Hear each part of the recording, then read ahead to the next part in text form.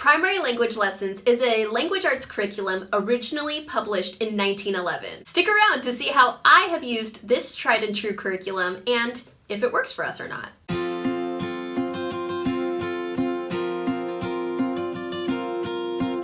For several reasons, Primary Language Lessons is very different from most language arts curriculums you will see these days. The book is really tiny, so it's easy to store. It includes excerpts from classic poetry and it has pieces of classic artwork in it. Since this isn't a modern language arts curriculum, you will most likely want to refer to the suggestions to teachers section at the very beginning of the book just to know how to do these exercises in your homeschool. So the way that Primary Language Lessons works is it consists of a series of drills. So these are different lessons that teach your kids different language arts concepts. All of these concepts kind of build on each other so that by the end of this book, you will be working on writing longer passages, reading longer passages, and even doing things like writing letters, which is really cool to me. Now I'm gonna go over a list of some of the drills that this book incorporates and how I do them in my homeschool.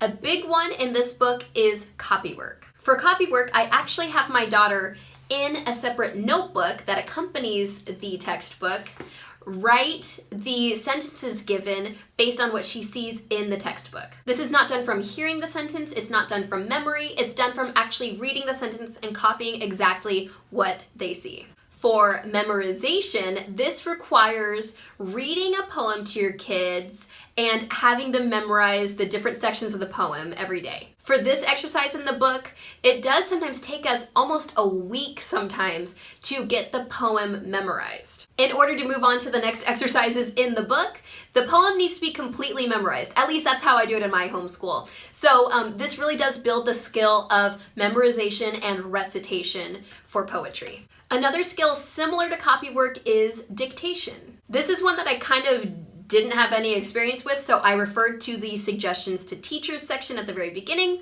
and it said to read aloud a sentence once, just once, and then have your child write the sentence based on what they memorized from what you said in that one reading of the sentence. So the child must write the sentence exactly as read, and any mistakes in that sentence do need to be corrected. So the way that we have been doing this is I will do maybe one or two of these per day. So I don't do entire exercises every single day. So don't look at this book and think, oh my gosh, how am I gonna do these exercises in one day? That's not really that possible. And even in the suggestions to teachers section, it does go over that.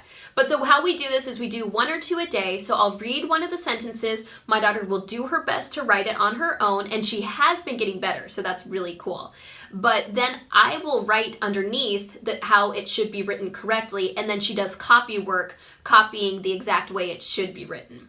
So that's just how I've been doing it. This is the easiest way for me to correct what she has already done. And my daughter actually finds this kind of challenge really exciting. So that's been motivating her to do better and better each time. Along with all these drills that I mentioned, there are also things like reading passages. So these start pretty short and your child is expected to read them aloud.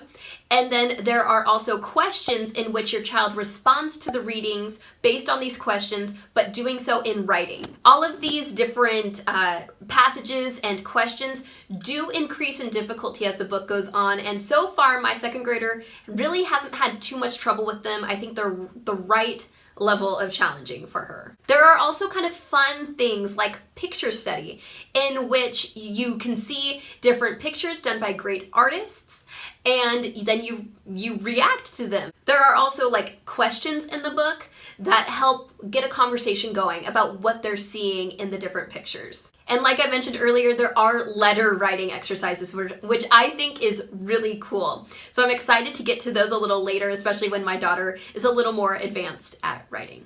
Primary Language Lessons is designed for second and third graders, and I've actually had this curriculum for a little over a year now, so I was really looking forward to when my daughter was in second grade so I could finally start it. And she has been loving the challenges of all these different drills, and I think the fact that it rotates through different activities every day is really fun for her. Okay, so let's do a quick flip through of Primary Language Lessons so you can see kind of how the book is laid out and what the different exercises look like. All right, let's flip through Primary Language Lessons.